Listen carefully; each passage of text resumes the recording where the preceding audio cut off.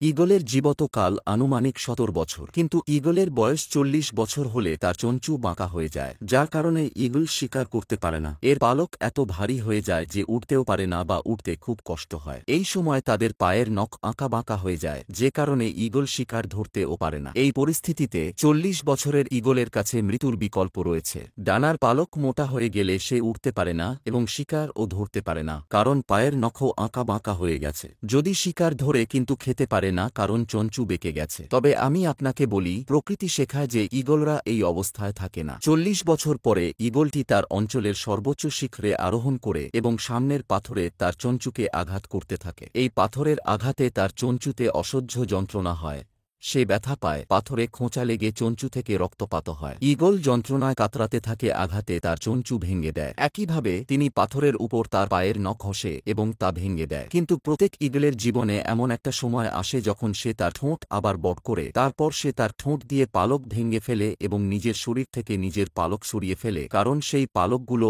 আর উড়ার উপযোগী থাকে না। প্রতিটি ঈগল তার জীবনে এই প্রক্রিয়ার মধ্য দিয়ে যায় এবং ৪০ বছরের পরে ৬ মাস যন্ত্রণা সহ্য করার পরে এটি নতুন ঈগল হয়ে ওঠে এবং আরও ৩০ বছর বেঁচে থাকে। মনে রাখবেন, আপনি যদি আজ জীবনে আরামদায়ক হন তবে আপনার আগামী জীবন বেদনাদায়ক হবে, এবং আপনি যদি আজ কঠিন পরিশ্রমী হন তবে আপনার বাকি জীবন আরামদায়ক হবে।